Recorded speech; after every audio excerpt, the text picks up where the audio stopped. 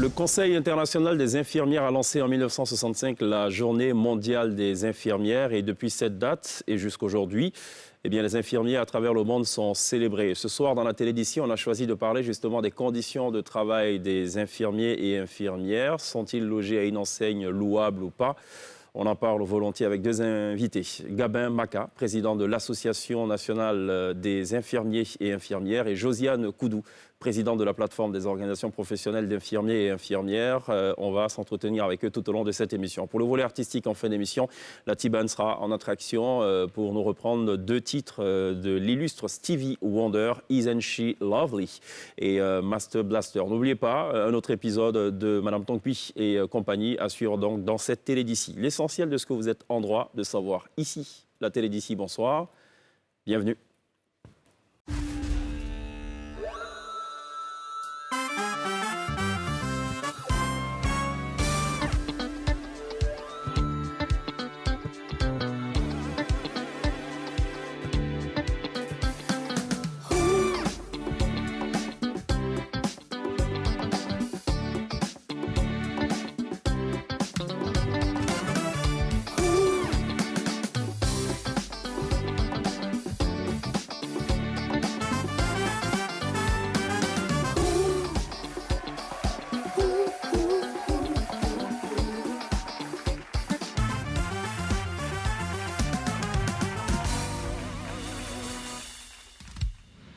Vous faites toujours très bien de nous rejoindre dans la télé d'ici sur ANCI du lundi au vendredi pour aborder des questions qui vous intéressent. Nous sommes le 12 mai et le monde entier célèbre la journée des infirmières.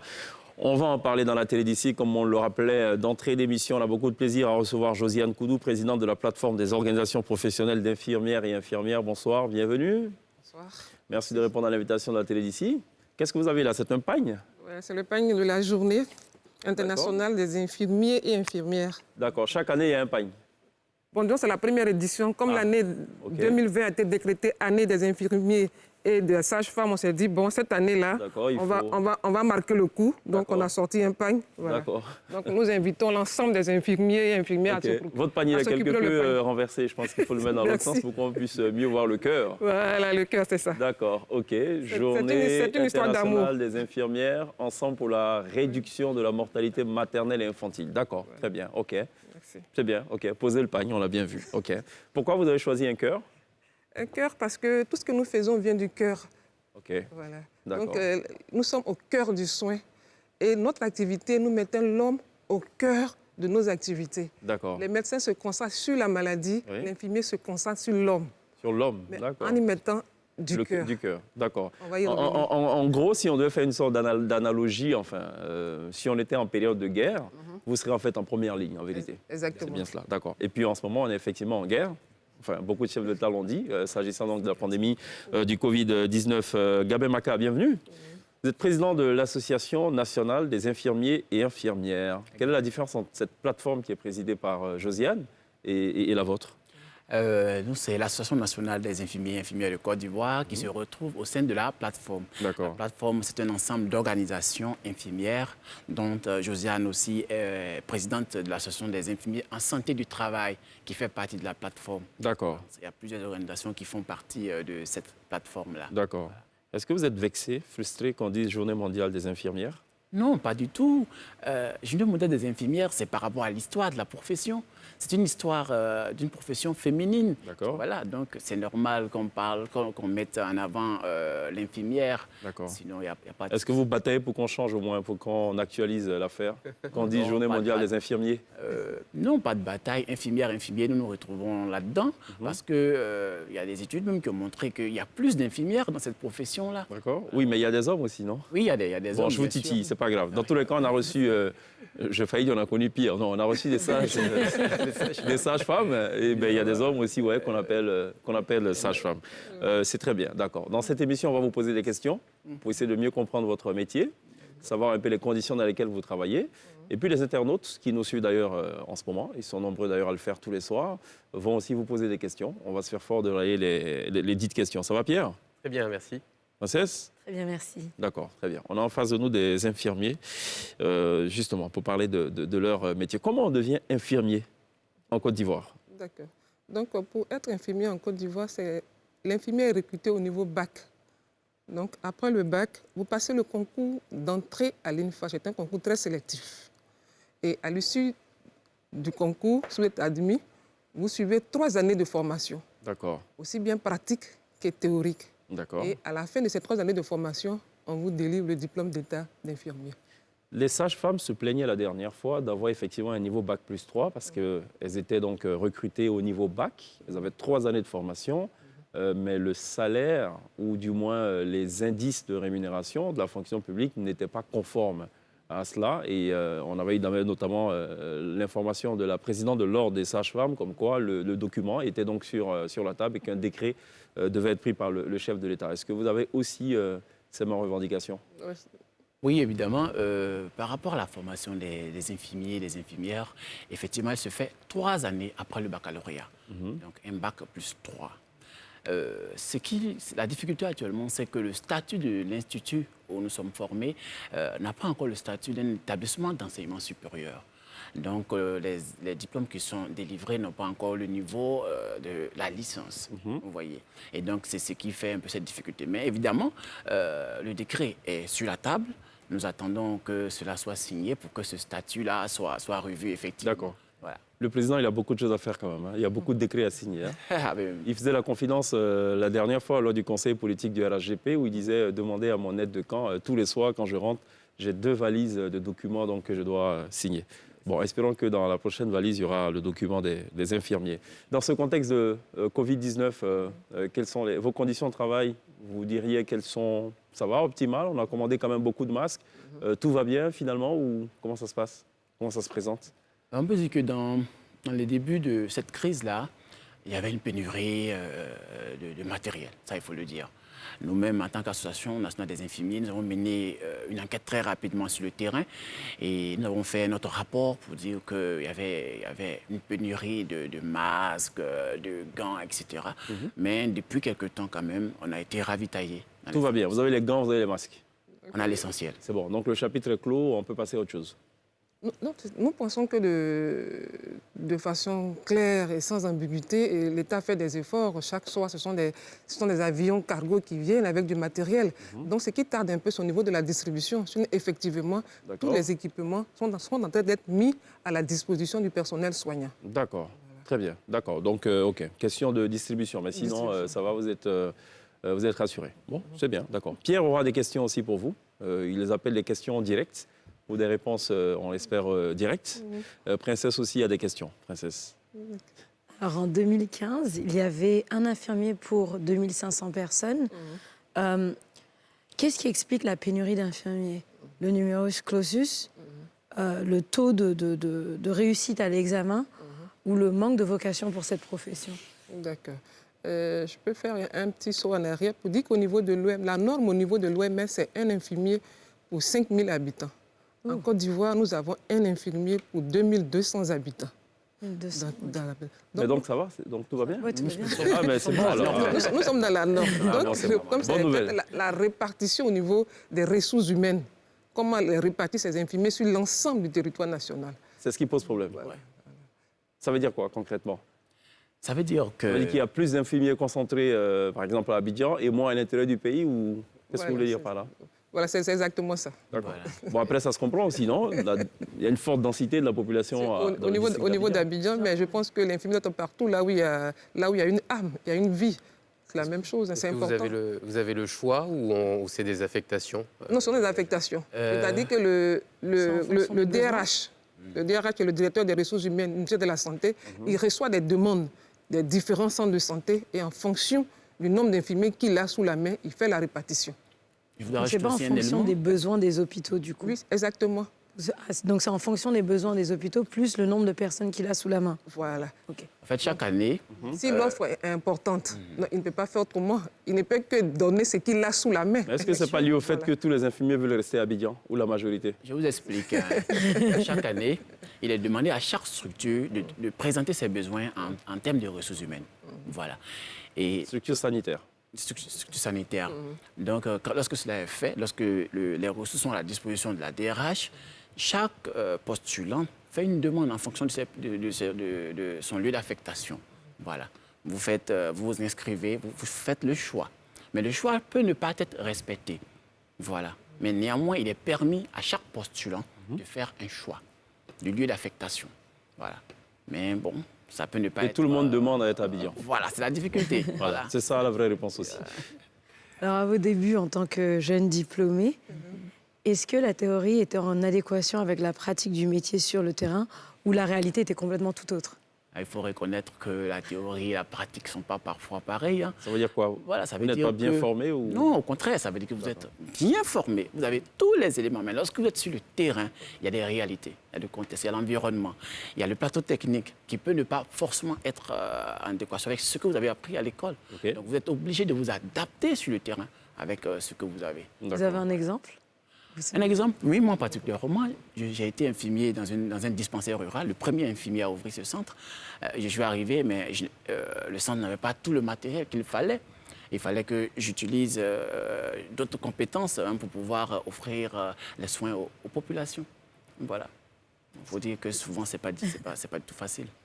Voilà. Alors, c'est pas toujours facile, vous parlez de pas facile. C'est pas facile, vous dealez avec les émotions des gens, vous annoncez quand même des nouvelles parfois graves. Comment vous gérez émotionnellement? Est-ce que vous avez un psychologue dans le staff qui vous, justement, aide, qui vous soutient au quotidien? Vraiment, non, malheureusement, les infirmiers n'ont pas de psychologue pour se faire suivre. Au contraire, c'est plutôt nous qui accompagnons les patients dans ce domaine-là. Nous leur apportons de l'aide. Nous sommes à leur côté, nous leur rendons certains quand dans les centres de santé. Je parle vous, parce que ça doit être aussi difficile de gérer aussi émotionnellement. Évidemment, puisqu'on reçoit, comme on dit, on n'est pas insensible. Voilà. On n'est pas insensible à la douleur de l'autre. Comme je le disais parfois, ça rend partie de la qualité d'un infirmier. Voilà, on a de l'empathie face à ce que le patient vit. Donc, on est vraiment dans sa peau, on chemine avec lui depuis son entrée jusqu'à sa sortie. Est-ce que tous les infirmiers sont bien formés? Oui, nous pensons que les infirmiers sont bien formés. Les infirmiers sont bien formés, mais comme on dit, la formation de celle que je dirais qu'il y a des années 60 est différente de celle des années 2000. Voilà. Donc la profession a évolué entre-temps, je suppose, avec les technologies. Exactement. Je repose ma question. Je vous en prie. On dit, dans l'imaginaire populaire, que les anciens infirmiers, justement, vous parlez des années 60 et tout, voilà, on trouve qu'ils sont excellents et que les infirmiers d'aujourd'hui, ça laisse à désirer. Moi, je pense on trouve même que certains infirmiers des années 60 sont plus expérimentés que des médecins. Bon, on va dire que c'est comme du vin, avec le temps, ça se bonifie, mais les infirmiers... Donc, apparemment, le vin d'aujourd'hui n'est pas encore vieux, donc n'est pas encore bonifié. Alors. Non, pas du tout. Mais ce que je voulais renchérir, c'est pour dire que les infirmiers d'aujourd'hui sont formés avec les conditions d'aujourd'hui pour répondre aux besoins d'aujourd'hui. Avant, on avait, c'est vrai, ça tend à réduire, comme on parlerait de la lèpre. C'est vrai que la lèpre existe, mais ce n'est pas aussi important qu'il y avait. Voilà. Donc, il y a cette réalité-là que la formation doit pouvoir prendre en compte. Il y a l'entrée des NTIC, on parle de la stimulation. C'est un matériel aussi dont l'école a besoin pour pouvoir se mettre, comme on dit, à niveau. Donc ça, c'est effectivement, nous sommes d'accord avec vous, mais je pense que le minimum qui permette à un infirmier d'être compétent sur le terrain, c'est quand même un minimum requis. L'INFAS, c'est en démarche qualité et c'est la seule école reconnue aujourd'hui en Côte d'Ivoire pour pouvoir former les agents de santé que nous sommes. L'INFAS. Je voudrais aussi dire que c'est une profession pratique. Donc, ce qui veut dire que c'est en forgeant qu'on devient forgeron. D'accord. Donc, plus on pratique cette profession, plus on a beaucoup de techniques, on a des stratégies, voilà, pour pouvoir véritablement répondre. Donc, l'expérience aussi a sa part dans la pratique infirmière. D'accord. Pierre? Alors, on en parlait tout à l'heure, période de Covid-19. Ce qu'on observe un peu à l'échelle mondiale, c'est que toutes les personnes qui travaillent dans le domaine de la santé, notamment les infirmiers qui sont en première ligne, sont parfois victimes de petits préjugés a priori quand ils rentrent au quartier, à la maison. Est-ce que c'est des cas qu'on relève déjà ici en Côte d'Ivoire avec le personnel soignant? Bon, de mon expérience, pour l'instant... Est-ce qu'on vous fuit? Non, je dirais que c'est bien le contraire pour l'instant.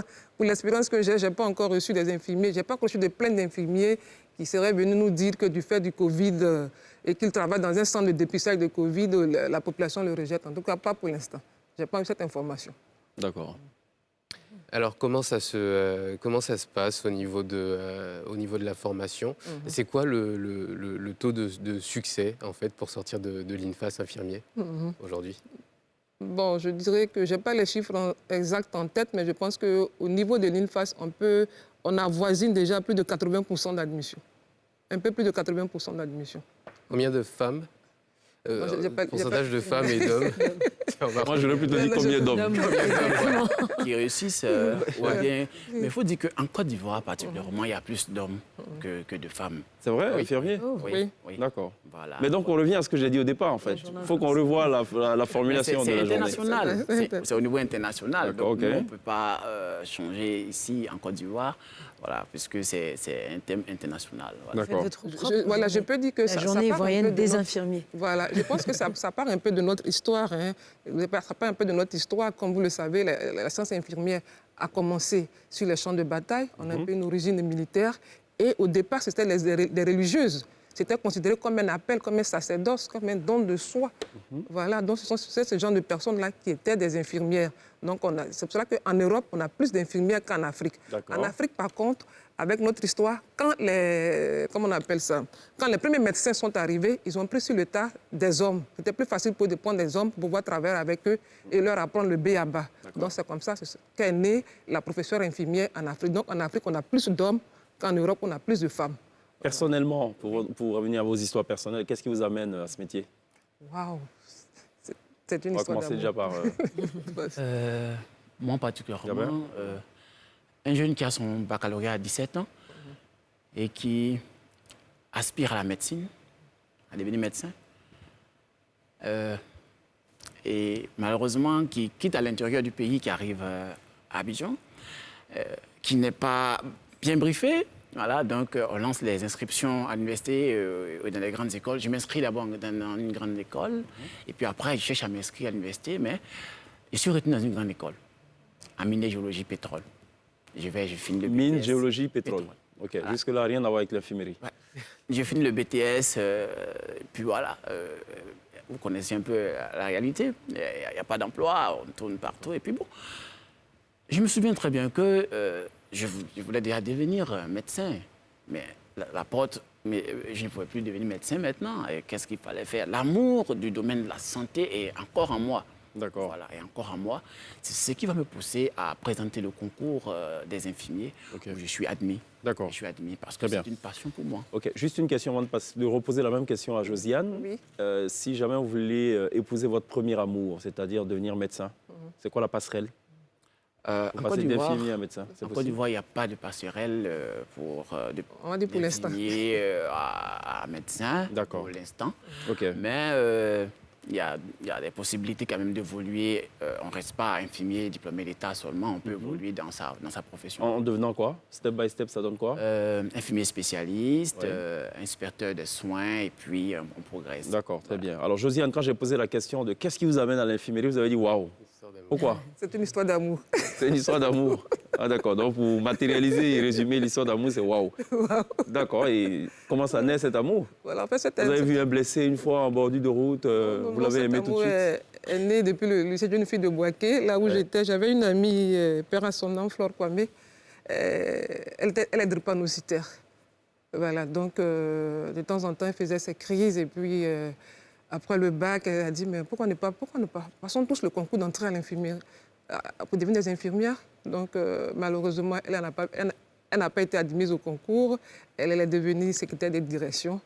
Voilà, donc c'est comme ça est parti l'amour de la science infirmière. D'accord. Et cet amour de la science infirmière, de la profession, vous a permis de glaner notamment des lauriers.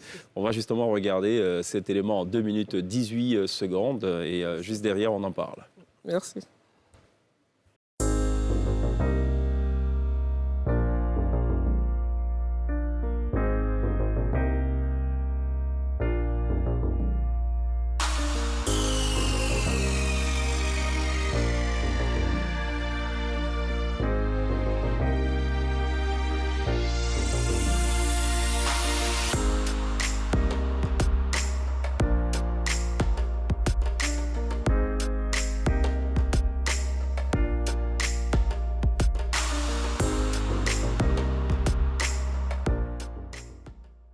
Josiane Koudou est infirmière du travail dans le secteur privé et présidente de l'Association des infirmières et infirmiers en santé du travail de Côte d'Ivoire.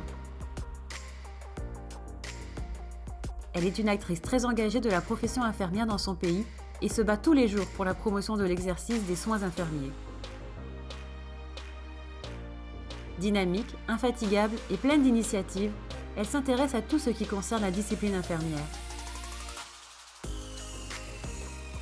Elle a œuvré à élever le niveau de formation des infirmiers ivoiriens, notamment en permettant la réalisation d'un référentiel métier national. Elle met quotidiennement son expertise clinique au service de la population ivoirienne, au travers des consultations dont elle assume la responsabilité. Elle a participé à la rédaction de projets de textes réglementant l'exercice de la profession infirmière dans son pays. Elle s'est également investie dans le champ de la recherche en aidant notamment à développer pour la première fois une recherche sur le rôle infirmier en Côte d'Ivoire. Récipiendaire de plusieurs prix, elle est également très active dans la publication régulière d'articles de presse. Ses réalisations nombreuses sont la preuve de son dévouement et de son implication.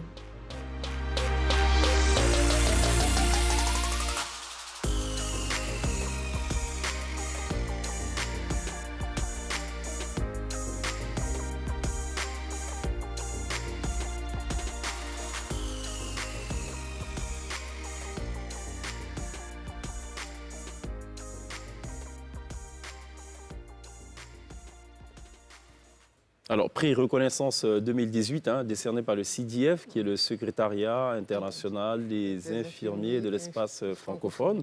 Alors, dans l'élément, j'ai entendu parler d'un référentiel que vous avez conçu et mis, enfin, pas sur le marché, mais au service de la profession. Vous en dites un peu plus ? D'accord. En fait, c'est vrai que la profession existe, mais il y avait un certain nombre d'éléments qui n'étaient pas documentés. Voilà, comme on parle d'un démarche qualité, il faut pouvoir sortir un document. Donc, c'est juste ce qu'on a juste fait. On est allé sur le terrain, on a rencontré des collègues infirmiers qui nous ont expliqué comment ils travaillaient et on a juste documenté cela. D'accord. Comment vous l'avez accueilli personnellement, cette distinction ? Waouh, encore ou... Beaucoup d'émotions. Il y a toujours encore des larmes quand je vois ça parce que, ouf, je rends grâce à Dieu parce que c'est pas facile, comme elle le disait hors antenne parfois, c'est pas facile. Notre métier, c'est beaucoup. Je veux dire qu'on emporte avec nous un peu de nos patients, c'est sûr, parce que nous sommes des êtres humains, c'est vraiment beaucoup. Est-ce que c'est ça le plus difficile dans votre métier ? Oui, c'est ça même le cœur. Parce que l'infirmier a pour rôle de définir les besoins du malade.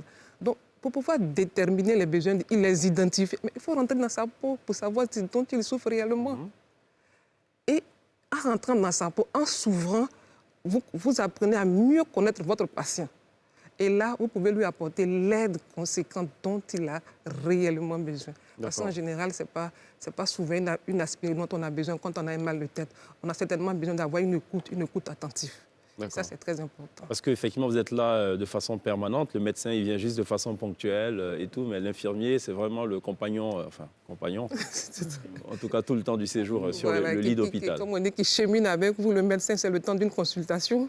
Le biologiste, c'est le temps d'un cliché. L'assistant social, c'est le temps d'une conversation.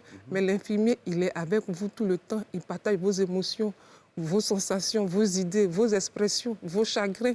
Il vit avec vous. Là, c'est vraiment... Gabin, en dehors de cet aspect, il y a quelque chose de difficile aussi à retenir dans votre profession ? Oui, arriver à concilier les exigences professionnelles et les exigences de famille. D'accord. C'est pas parfois facile.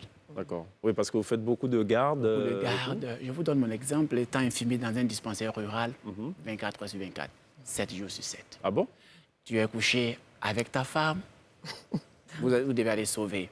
Je me souviens très bien, à 3 heures du matin, une femme à 35 km du village où j'étais a fait une rétention placentaire.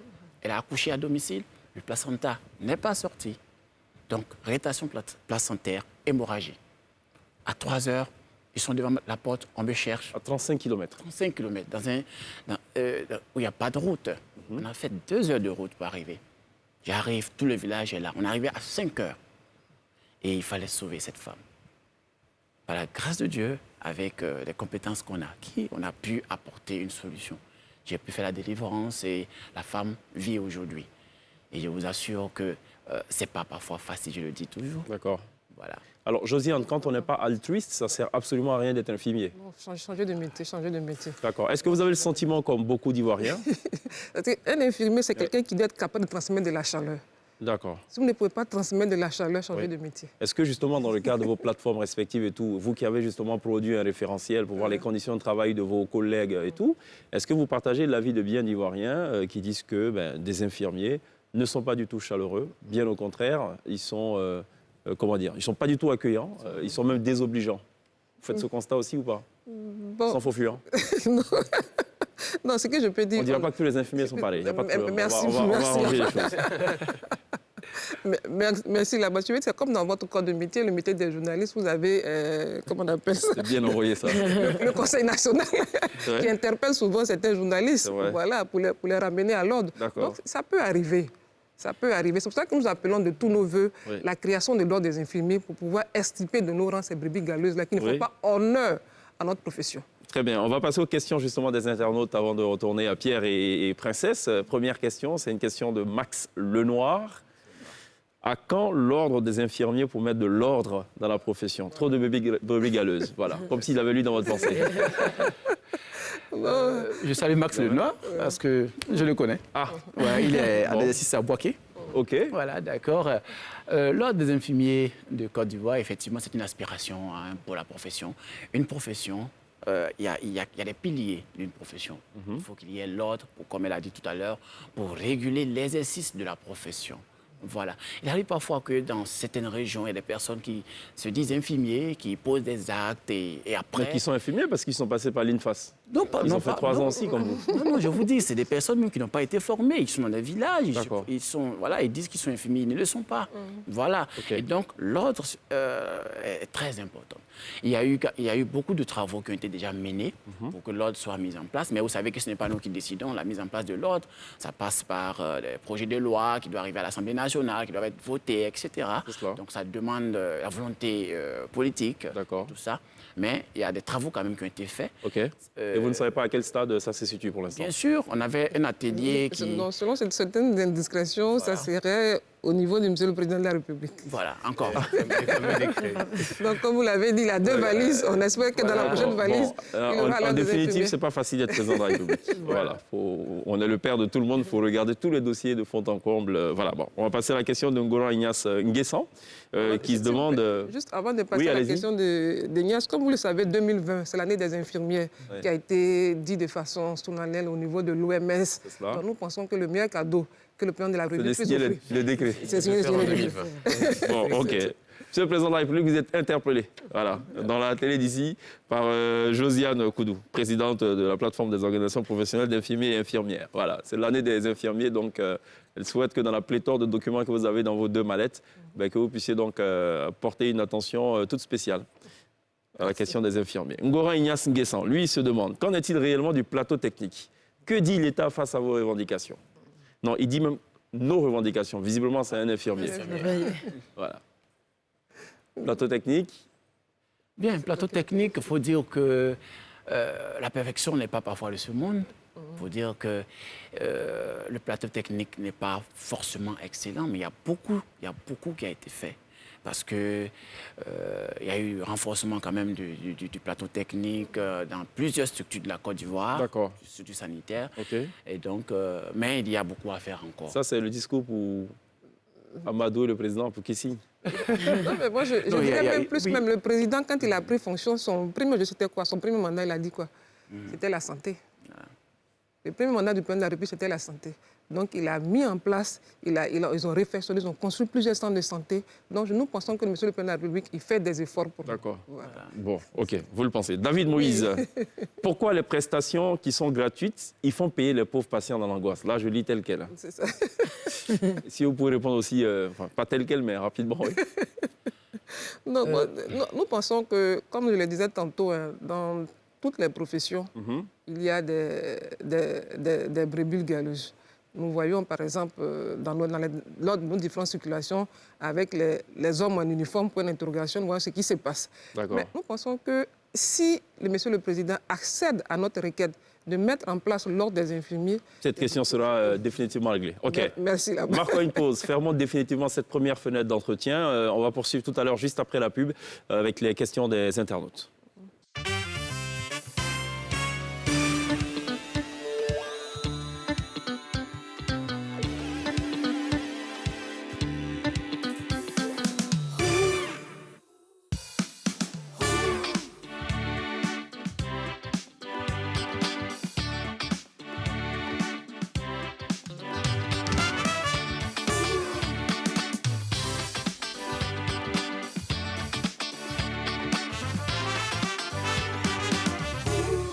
Télévivez la profession d'infirmier ce soir dans la télé d'ici à la faveur de la Journée mondiale des infirmières et non des infirmiers. C'est l'appellation internationale. Bon, il ne semble pas pour autant. Gabin Maka, qui répond à notre invitation ce soir, président de l'Association nationale des infirmiers et infirmières de Côte d'Ivoire. On poursuit avec les questions des internautes. Une question de Yaya Glock Kone. Bonjour. J'ai l'habitude de voir sur les documents infirmiers diplômés d'État. J'aimerais savoir un peu plus sur cette précision au niveau de votre profession. Merci. C'est quoi un infirmier d'État? D'accord. Vous avez parlé tout à l'heure d'infirmier spécialisé. Voilà, personne n'a parlé d'infirmier d'État. Un infirmier d'État, c'est le premier niveau, le premier diplôme d'infirmier. Après ces 3 années de formation théorique et pratique, le diplôme, le parchemin qu'on vous remet, c'est ça qu'on appelle diplôme d'État d'infirmier. D'accord. Comme le diplôme d'État de médecine. OK. Voilà. Oui, parce que c'est un titre un peu pompeux. Hein. Quand j'ai vu diplôme d'État, effectivement, j'ai toujours pensé que c'est un grade, mais d'accord, OK. Bon, très bien. Yaya Glock a la réponse donc à sa préoccupation. Namogo Draman Thuo qui se demande à quand la mise en place effective du système LMD et l'indemnité contributive de logement. Ça, c'est sûrement un infirmier qui parle. Rien à dire. D'accord. D'accord. La question du système LMD, évidemment, il y a depuis un moment... Licence, master, doctorat. Licence, master, doctorat. Il s'agit de l'universitarisation de la profession infirmière. Effectivement, au niveau de l'INFAS, qui est l'Institut national de formation des santé, ce processus est déjà en cours. D'ailleurs, si vous allez à l'INFAS, vous allez voir qu'on parle de licence 1, licence 2 et licence 3. D'accord. La seule difficulté actuellement, c'est que, vu que le statut de l'INFAS n'a pas encore changé pour être établissement d'enseignement supérieur, l'INFAS ne peut pas délivrer une licence. Donc, après les 3 années, les infirmiers et infirmiers sortent avec encore le diplôme d'État. Mais comme on l'a déjà répondu au départ pour dire que c'est sur la table. Et donc, si c'est signé, l'INFAS change de statut. Alors, le système LMD pourra véritablement entrer dans sa forme active. D'accord. Voilà. Josiane Kodo, pourquoi les infirmiers ne prêtent pas serment? C'est une question de Abouakar Kone. D'accord, je reviens d'abord, mais je vais un peu renchérir par rapport à ce que M. Gabin vient de dire pour lancer encore une deuxième doléance au président de la République. Bon, émission spéciale doléance. Voilà. Une deuxième doléance, c'est la signature en fait de l'acte qui porte la réforme de l'INFAS. Voilà, donc c'est une seconde doléance qu'on voulait encore apporter, M. le Président. Non, ce n'est pas la seconde. On doit être à la 3e occasion, je pense, depuis le début de cette émission. Doléance. D'accord. Donc pourquoi les infirmiers ne prêtent pas serment? Non, si, les infirmiers prêtent serment, mais c'est pas... Ne respectent-ils pas leur serment? Voilà. Donc, on revient encore aux brebis galeuses? Exactement, comme je le dis. Moi, comme je le disais tantôt, pour moi, être infirmier, pour moi, ce n'est pas un métier, c'est un sacerdoce. C'est vraiment avec le cœur. Donc, vous comprenez que c'est quand même un peu difficile quand quelqu'un ne rentre pas. Puisque notre histoire, la science infirmière a commencé sur les champs de bataille pendant la guerre de Crimée où l'infirmière s'est distinguée. Florence Nightingale, c'est comme ça, est partie la mère des soins infirmiers. Et c'est sa date d'anniversaire, le 12 mai, là, qui est célébrée partout dans le monde. Donc, la discipline militaire, qu'est-ce qu'elle nous impose? Le respect, l'obéissance et l'ordre. Donc, quand vous ne rentrez pas dans ce schéma-là, de grâce, quittez la profession. D'accord. Gabin, vous voulez rajouter quelque chose par rapport à cela? Dit que les infirmiers ne respectent pas leur serment, c'est vrai, comme elle a dit. Il y a... Donc, comme dans toute corporation, il y a toujours des personnes qui peuvent être à côté, mais les infirmiers font beaucoup d'efforts pour respecter ce serment. Voilà. Qu'est-ce que vous répondez à ceux qui disent que les infirmiers volent les médicaments des malades? Et vont même plus loin, notamment au PPH, 11e étage, CHU de Cocody. Certains patients sont en phase terminale, enfin, le pronostic vital est engagé. Et on en profite pour justement prescrire des ordonnances fleuves. Et nuitamment, des infirmiers viennent donc subtiliser ces médicaments pour les revendre à d'autres malades qui, eux, ont un sort aussi qui est plutôt connu à l'avance. Wow. En gros, c'est une sorte de cycle infernal. Tu voulais ajouter quelque chose? Oui. Je peux y aller? Allez-y. D'accord. Donc, je disais tantôt que c'est vraiment notre profession est vraiment une profession noble. Mais le problème des différents CHU, c'est la démarche qualité, qui est un point fondamental. C'est-à-dire? Quand vous entrez dans le processus de démarche qualité, tous vos bleus sont étiquetés. Il y a le nom, il y a la fonction. Parce que souvent, quand vous allez dans un CHU, tout le monde en blouse blanche. On ne sait plus qui est infirmier, qui ne l'est pas. Donc, le monsieur, il peut voir quelqu'un en blouse blanche, il va certainement penser que c'est un infirmier. Or, si c'était bien étiqueté, comme dans l'armée, sergentant, vous avez son nom, vous pouvez l'identifier et puis le reconnaître et porter plainte. Je vais vous donner parenthèse, c'est pour ça que nous avons créé une ONG qu'on appelle l'Interafricaine pour la promotion de la santé et des droits de l'homme, des droits humains. Pourquoi? C'est pour lutter contre toutes ces violations que nous rencontrons dans le système sanitaire. La santé est un droit fondamental. Pourquoi priver quelqu'un de sa santé? Ça, c'est vraiment une aberration, je vous dis. Gabriel? Voilà. Les infirmiers Vous avez un témoignage sur les voleurs de médicaments? Les gens en parlent. Voilà, que les infirmiers Vous en pensez quoi? Les infirmiers volent les médicaments. Mais lorsque les infirmiers apportent un secours, on n'en parle pas. Voilà. Lorsque vous êtes dans un service d'urgence, vous connaissez les services d'urgence? Vous arrivez dans un service d'urgence, il faut lever les urgences. Normalement, il devrait y avoir ce qu'on appelle un chariot d'urgence qui permet, pendant que vous arrivez la nuit, les pharmacies sont trucs, il faut prescrire rapidement, aller agir. Il y a les chariots d'urgence qui sont là, qui permettent de sauver. Voilà, ça, on n'en parle pas. Dire que les Oui, parce que ici, quand on arrive aux urgences, le gardien, je vais dire gardien, appelons-le ainsi, puisque finalement, on ne sait pas qui est qui. Voilà. Il n'y a pas de qualité et tout. Il vous dit qu'il n'y a pas de place, en fait, et donc il faut payer de l'argent pour qu'il vous trouve de la place. En vérité, c'est ça. Voilà. Pourtant, ça, on c'est fait une émission sur pas ça. l'infirmier, c'est pas l'infirmier qui fait cela. Comme on l'a dit, il y a des brebis galeuses qui peuvent toujours exister. L'infirmier ne vend pas de médicaments. Voilà, l'infirmier est à côté du patient. D'accord, ce n'est pas un vendeur de médicaments. Nasser Eddy Nicolas qui se demande quel est leur état d'esprit, parlant des infirmiers actuels en cette période de crise sanitaire. Comment abordent-ils chaque journée de travail, qui est un nouveau combat perpétuel contre le Covid-19? Et pour ceux qui subissent un coup ou fatigue physique ou morale, quelles sont leurs astuces pour les surmonter et garder le cap? En tout cas, je profite de votre question là déjà pour saluer, féliciter, encourager tous ces infirmiers et infirmières qui sont en première ligne dans le combat contre le Covid-19. Ce n'est pas facile quand on connaît la rapidité de contamination de ce virus-là. Donc chaque jour, c'est un don de soi. C'est leur vie qu'ils mettent au service de la population. Comme l'avait dit tantôt, nous sommes en guerre. Et nos soldats, ce sont les infirmiers. On n'a pas parlé de fuite en avant. On n'a pas entendu quelque part que les infirmiers ont fui les différents services. Loin de là. Ils sont toujours présents. Donc c'est aussi pour nous l'occasion, l'opportunité de leur dire vraiment merci. Merci de toujours être présent pour la population. Maintenant, comment chacun gère son stress? Parce que, bien évidemment, c'est vraiment un choc émotionnel quand vous allez dans ce genre de service-là. Vous trouvez les mots justes, non seulement pour le patient, mais vous-même aussi, pour pouvoir vous protéger. C'est pour ça que j'en profite encore pour saluer M. le Président de la République qui a mis en place les équipements de protection individuelle pour les infirmiers. C'est important. Donc chacun gère son stress à sa manière. Soit d'autres, c'est en écoutant la musique. C'est vrai qu'ils sont confinés, ça n'empêche pas d'écouter la musique. Soit faire une activité sportive. Grâce à Dieu, on a des applications qui nous permettent de mener une activité sportive.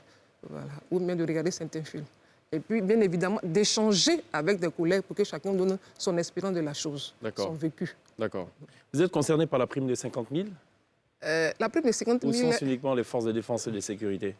La prime concerne aussi les infirmiers et infirmières du secteur de la santé, du secteur public. D'accord. J'en profite, Monsieur le Président, pour que vous signiez un décret pour que ça concerne également les gens du privé. C'est bon, on a lu dans votre pensée. Merci. Top 3, Pierre, et ces questions spéciales ce jour. L'objectif, c'est de vous connaître, de mieux connaître ce métier. Donc, on va vous poser alors, trois questions. À chaque fois, on attend 3 réponses, pardon. Et la première question, c'est 3 qualités indispensables pour être un bon infirmier. il faut travailler avec son cœur. Il faut avoir de l'antipathie et de l'amour. Pour vous? Il faut être patient, il faut avoir l'amour, il faut être courageux. D'accord. Et puis une bonne qualité d'écoute. Ça fait 4. Alors, 3 choses les plus bizarres qu'on peut voir dans un hôpital. La mort. Plus bizarre.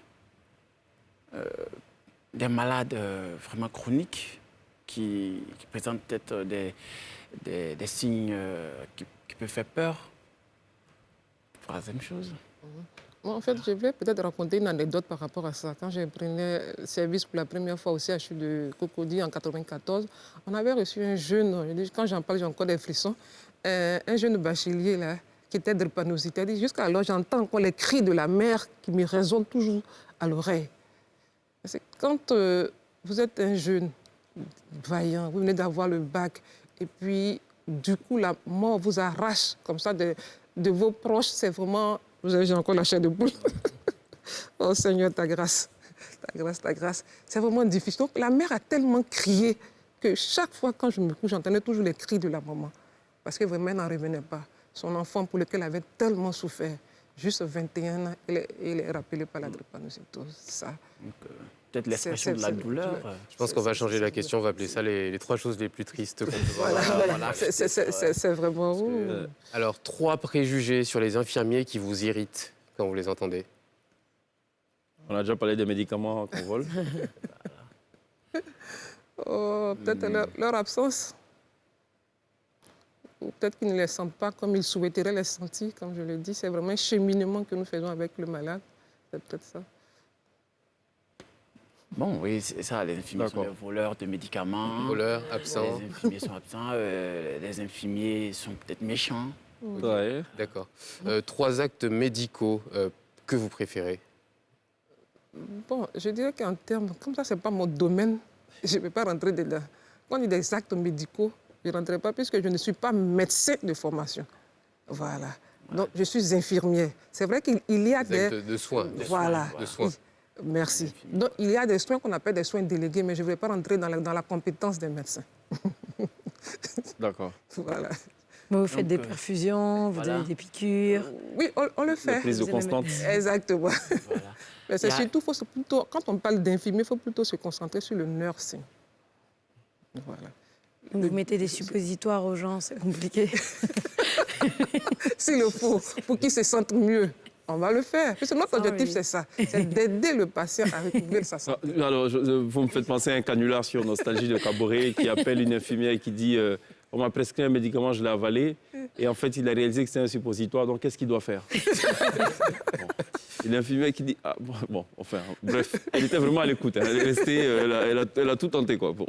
Alors, 3 phrases, c'est très vaste. 3 phrases de patients qu'on pourrait entendre le plus souvent quand ils arrivent à l'hôpital. Comment on appelle? Pour eux, dès qu'ils arrivent, il faut qu'on les prenne. Donc, l'attente. Voilà. Ils sont là depuis, mais pourquoi on ne s'occupe pas de moi? Mon cas aussi est urgent. Donc, il y a souvent ça. Ils vous pressent. Okay. Et puis, ensuite, il y a l'expression, permettez-moi, Gibana. Concernant le sérum est fini. Voilà. D'accord, c'est fini. Gibana. Voilà, Gibana. Bon, littéralement, l'eau est finie. L'eau est finie. Il nous en reste une. Docteur, ça fait mal. Ouais, ça c'est les pansements. Mmh.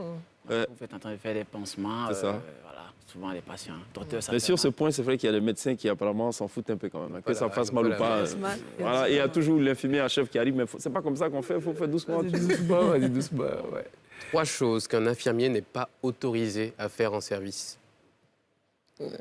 On peut dire rapidement faire une opération, ça ne rentre pas dans les attributions d'un infirmier. Il y aura un problème là. Faire un curettage, ça ne rentre pas dans les attributions d'un infirmier. D'accord. Voilà. Plus au niveau de la discipline peut-être. Voilà. Tout ça. Que chacun reste dans son canevas, c'est mieux. D'accord. Alors 3 phrases de patients ou de familles qui vous énervent le plus parce que on arrive, c'est compliqué, il y a la pression, il y a la maladie. On peut dire des choses qu'on ne pense pas souvent. Oui, ça arrive, mais il faut savoir garder son sang-froid et puis comprendre aussi parce que quand quelqu'un ici le fait du choc, en général, il délire, quoi. Là. Donc, il faut mettre plutôt step by step, garde son calme, rassure le patient. Même s'il est énervé, tu dis ça va aller. Mais comme je disais tantôt, même si son état est critique, il dit ça va aller. Il y a des injures qui arrivent parfois. Oui, c'est vrai, ça arrive. Il y a eu la question de la sécurité, par exemple, au CHU de Cocody, quand les gens en âme sont venus bastonner l'équipe soignante qui était là, les infirmiers, les médecins. On a eu le même cas au CHU de Yopougon. Donc, ça arrive. Et puis dans certaines maternités aussi, au niveau de la région, où certaines sages-femmes en service ont été violées, etc. Donc la question de sécurité, ça arrive, effectivement. D'accord. Pourquoi on demande toujours aux parents de sortir pour que le médecin fasse ou l'infirmier fasse les soins, le contrôle matinal? Donc disons que c'est une exigence de la profession. Pourquoi? Voilà, c'est une exigence de la profession. Il n'y a pas un sens derrière?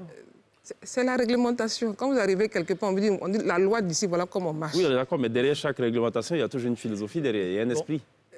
Je peux dire que les soins doivent respecter la confidentialité.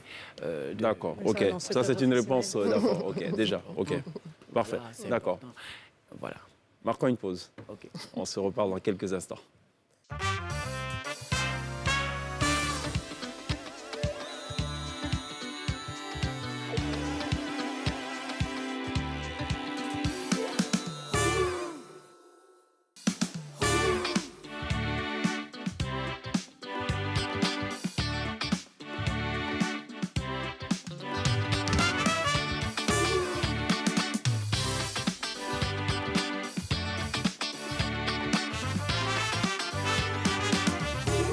Vous faites toujours très bien de nous rejoindre dans la télé d'ici sur ANCI du lundi au vendredi pour aborder des questions qui vous intéressent. Forcément, ce soir, nous parlons de la profession d'infirmier, d'infirmière, puisque nous sommes le 12 mai. Et on a énormément de plaisir donc, à échanger depuis le début de cette émission avec Josiane Koudou et Gabin Maka. Alors, suite aux 3 questions, enfin au top 3 de Pierre, j'imagine que vous avez affaire aussi à des patients qui redoutent l'aiguille. C'est quoi l'astuce pour... je sais pas, je pense à Princesse aussi, vous avez fait de l'aiguille. Parce qu'on en a parlé. Bon, ok. Voilà, c'est mon petit doigt qui me le disait, en fait. Comment on arrive à rassurer déjà ces personnes-là Disons, il faut le distraire, c'est tout. Il faut le distraire. Ça marche pas. Avec un adulte vacciné, là? On parle, en matière de soins, on parle de la préparation psychologique. Oui. Il faut la préparation psychologique avant tous les soins. D'accord. Ça, c'est recommandé. Mais chaque patient a sa particularité. Et donc, déjà, quand le patient arrive, il faut le regarder, il faut le comprendre. Il faut chercher à mieux le connaître. C'est le bon infirmier, ça, qui a le temps de faire tout ça. Oui, mais c'est ce qui est recommandé. D'accord. Voilà. Mais si vous ne communiquez pas avec le patient, c'est clair que vous n'allez pas atteindre votre objectif, qui est de lui apporter les soins. Voilà, donc il faut chercher à comprendre le patient. Et quand il refuse, il a une raison qu'il vous donne. Voilà, il faut arriver à le convaincre, à mieux lui expliquer le bien fondé. Parce que nous les accompagnons dans leur projet de vie. C'est là-bas qu'il faut le prendre. N'arrête pas de rire. Je sens qu'il y a quelque chose qu'elle veut nous dire. Peut-être elle a une expérience. Non, je partage entièrement l'avis du président Maka quand il parle de la préparation psychologique. Ça va mais il faut, comme on dit, beaucoup d'astuces et puis il faut pouvoir distraire le patient pour pouvoir lui faire on peut distraire tout le monde, je ne suis pas très sûr. Hein. Non, c'est pas, je veux dire, oh là là, on ne peut pas faire l'unanimité, c'est pas possible. Oui. Ça ne peut pas être tout le monde puisque chacun a déjà son vécu par rapport à une ingestion. D'accord. Il a déjà ses appréhensions. Il a certainement connu des gens à qui on a fait des injections et ça n'a pas marché, ils se sont retrouvés avec un handicap et tout ça. C'est cela. Voilà. Donc vraiment, s'il n'y a pas d'autres recours, comme on dit chez nous, il y a plus... Les médicaments ont plusieurs voies d'administration. Donc s'il n'y a pas d'autres recours que ce qu'il faut pour qu'il puisse avoir sa santé, on est obligé de le faire. D'accord. Justement, la question du recours, c'est très important parce que souvent, on pose la question, mais on ne peut pas prendre le comprimé, par exemple. un truc et tout. D'accord. Écoutez, la production de la télé d'ici a préparé une compilation, justement, de personnes qui redoutent fortement à l'aiguille.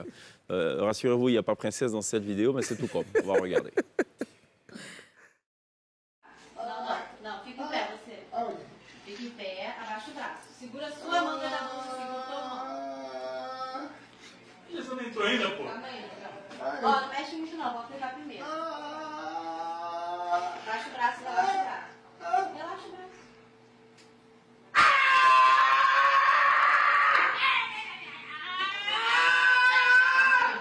I'm not gonna move. Yeah, you don't want it to break neither. All right. Look that way, Trilla. Relax your arm. Can you wipe it just one more time? Come on, no, I already wiped it 3 times. I'll be ready. Listen, I got other patients to see. Okay. Come on now, we got to go. Okay. This is just once. Look that way. I got it, Miss Devil. Don't move.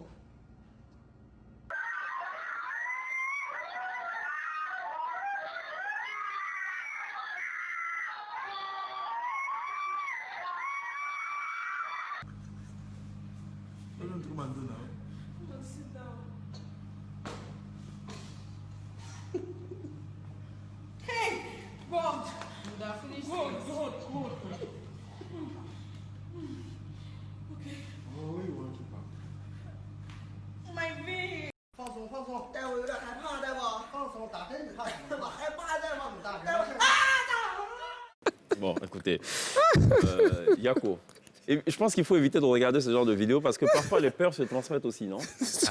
Clairement, ouais. Ah, ça arrive, hein. Oui. Moi, je connais quelqu'un qui, au départ, n'avait pas peur de l'avion. Mais depuis quelques années, c'est incroyable. Il a peur. Je dis, mais pourquoi? Il dit, non, c'est quelqu'un qui m'a transmis sa peur une fois sur un vol. Il tenait ma main et depuis lors, j'ai peur. Bon, OK. Donc, il faut éviter ça. Tout à l'heure, Madame Tonki et compagnie à suivre. Dans quelques petites minutes seulement, le temps de transiter par le kiff de Princesse. C'est une affaire d'infirmière. Je veux tout d'abord commencer par vous dire que je vous apprécie, tout le corps médical. Mais vous savez que vous avez des brebis galeuses. On va en trouver une là dans la vidéo. Qu'est-ce qu'il y a? On ne crie pas ici. On ne plaît pas ici. Tu te calmes, tu m'expliques posément ce qui ne va pas. Ici, c'est même pas la maternité. Je t'écoute. Tu as mal à l'oreille. Et c'est à cause de ça que tu pleures comme ça. Hein? Alors là. Quel est ton nom? Prénom. Tu as quel âge? Comme ça, vous coupez l'âge ici dehors. Tu es marié? Non. Tu n'es pas marié, tu attends quoi? Tu as les enfants? Non. Tu penses que tu es encore jeune? N'accouche pas. Tu as mal depuis combien de temps? Depuis 3 semaines. Et ce n'est que maintenant que tu viens à l'hôpital. Tu blagues avec la maladie. On t'a dit que quelque chose qu'on entend en faire, on blague avec ça. Hein? Bon, l'oreille là, ça te fait comment? Tu ne sais pas. C'est moi qui dois venir entrer dans ton corps pour savoir comment est-ce que tu as mal. Hein? Il ne faut pas m'énerver. Je ne suis pas venue au travail aujourd'hui pour que tu viennes commencer à m'énerver ici. Alors là, l'oreille là, ça pique. Oreille qui pique. Ça suce. Oreille qui suce. Ça gratte. Oreille qui gratte. Ça tape dedans. Oreille qui tape dedans. Ok. Envoie ton oreille ici. Ma chérie, ton oreille est pourrie. Si tu restais encore un peu comme ça à la maison là-bas, tu allais seulement confirmer. Tu allais mourir. Tu as ce qu'on appelle l'anticryptal de lui. Josiane Koudou, vous avez apparemment la même paire de lunettes. Ne serait-ce pas vous, un peu plus jeune, en 94, lors de votre prise de fonction? Bon, on peut se poser la question. Alors, on va tout droit donc aller directement donc, au deuxième épisode de la série La Short comme événement sur NCI, Madame Tonki et compagnie, avec donc en guest star Yves Vidéo. On regarde cela en un peu plus de 2 minutes, on revient juste derrière.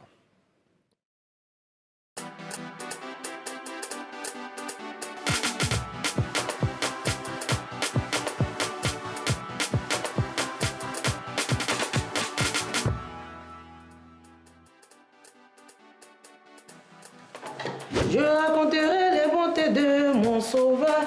Je ne mourrai pas, non. Chantal, tu fais quoi comme ça? Je suis en train de nager. Tu me vois pas, elle est dauphin. C'est comme manière de me parler ça. Je te pose la question, tu fais quoi? Tu me dis que tu es en train de nager. Tu penses que je te vois en train de repasser? Ah, mais tu me vois en train de repasser. Tu me demandes, je fais quoi? De te répondre comment? Mais Chantal, c'est moi qui fais le pressing pour le week-end. C'est moi qui vois les habits au pressing. Ah, j'ai oublié de te dire. Tu vas plus aller les week-ends au pressing. Moi-même, j'ai acheté un fer et la table à repasser. Moi-même, je vais repasser tes habits. Toi, depuis quand tu sais repasser? J'ai appris. Non, ben, tout s'apprend. J'ai appris. Donc, il faut déposer les habits là, je vais repasser. Ça, là, c'est pas un bon comportement, hein? Ah, non, ben, un bon comportement, un mauvais comportement, désormais, là, c'est moi-même qui vais repasser tes habits. Tu as compris? Parce que j'ai compris que c'est une stratégie pour toi.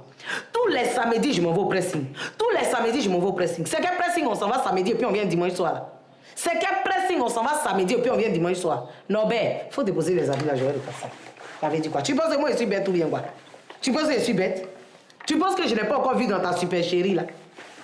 Repasser habit là, c'est quoi qui est compliqué déjà? Si je ne sais pas repasser là, je vais prendre un pressinger. Lui-même, il va repasser. Mais c'est normal, regarde, tu repasses, il y a des prix. J'ai dit, non ben, lundi matin là, tu vas porter ça comme ça pour aller au travail. J'ai dit plus de pressing dans cette maison. Chantal, tiens, il faut repasser. Quand tu as dit ça, et puis j'ai me fâcher. Non, je ne mourrai pas, je vivrai. Je raconterai les œuvres de l'Éternel. Oui, mon père. C'est moi qui donne la communion aujourd'hui. Oui, mon père. Oui, mon père. Regardez-le comment Amen, il est là-bas. Amen, mon père. Amen.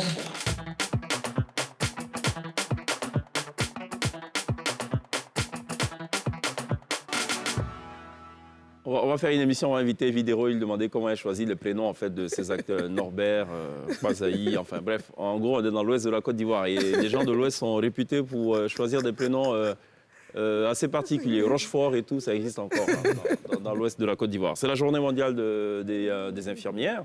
Est-ce que vous avez un message particulier à lancer pour terminer notre affaire du jour? Donc, rapidement, ce que je peux dire, je revenu sur mes 2 doléances qui ont été faites au président de la République, la signature de l'acte portant le décret de l'ordre des infirmiers, le statut de l'INFAS. Merci, le nouveau statut de l'INFAS. À Madame la Première Dame Dominique Ouattara, la mère Teresa, nous lui demandons qu'elle puisse octroyer aux infirmiers, comme l'année 2020 est notre année, une voiture qui va nous permettre de pouvoir faire les différents déplacements, des sensibilisations, de mobilisation. Au Premier ministre, à qui nous souhaitons bien évidemment un prompt rétablissement, qu'il permette aussi aux infirmiers du secteur privé de pouvoir bénéficier de la prime spéciale Covid. Au ministre d'État de la Défense, que nous appelons tous affectueusement en bas, comme on dit, en zouglou tout réussi. Donc, il n'a qu'à faire en sorte que pour les infirmiers puissent réussir en nous offrant une maison. Cette maison va servir de formation aux infirmiers avec... Une maison à l'association. À l'association, voilà, à la plateforme qui va servir... Non, pas chaque infirmier. Ce sera la maison de l'infirmier avec une salle multimédia, une salle de formation pour que les infirmiers puissent se former. Et au ministre de la Santé, nous lui demandons qu'il nous permette de pouvoir honorer les infirmiers qui se sont distingués, notamment nos sous-désios, c'est-à-dire les directeurs des soins infirmiers dans les différents CHU, qui permettent à la SOLU de pouvoir tourner. Voilà. Et aussi de pouvoir honorer les meilleurs élèves infirmiers et infirmières de notre école, c'est-à-dire de l'INFAS. Vous avez passé en revue pratiquement la moitié du gouvernement. Vous avez oublié, vous n'avez pas oublié le ministère de l'Agriculture, de tout le monde. Avec partir de la bonne volonté et bien évidemment avec ses différents partenaires, l'OMS, l'UNFPI, etc. Voilà. Josiane a pratiquement tout dit. Je voudrais vraiment féliciter tous les infirmiers et infirmières de Côte d'Ivoire qui, chaque jour, se battent pour offrir des soins de qualité aux populations de Côte d'Ivoire. Il faut redoubler d'efforts en cette situation de crise sanitaire et continuer à travailler consciencieusement. Voilà, et que Dieu bénisse la Côte d'Ivoire. Voilà. Merci à Josiane Koudou, président de la plateforme des organisations professionnelles d'infirmiers et d'infirmières. Merci également à Gabin Maka, président de l'Association nationale des infirmiers et infirmières, d'être passé par la télé d'ici à la faveur donc, de la célébration mondiale de cette noble profession. Vous le disiez tantôt, c'est un métier de cœur, c'est un sacerdoce. La preuve, vous prêtez serment. Merci d'être passé par la télé d'ici pour nous permettre donc d'en apprendre un peu plus sur votre métier. Merci à Pierre et à Princesse. On marque une pause juste derrière. La Tibane sera live sur la scène de la télé d'ici.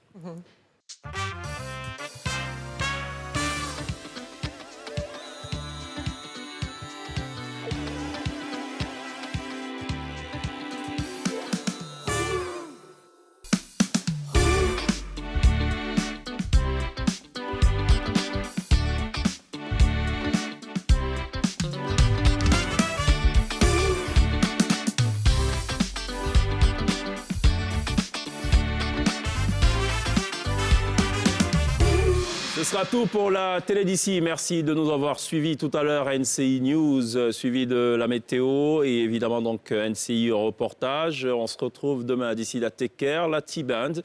Et right now sur la scène de la télé d'ici pour 2 reprises de Stevie Wonder, dont l'illustre, l'incontournable, l'inégalable Isn't She Lovely. À demain.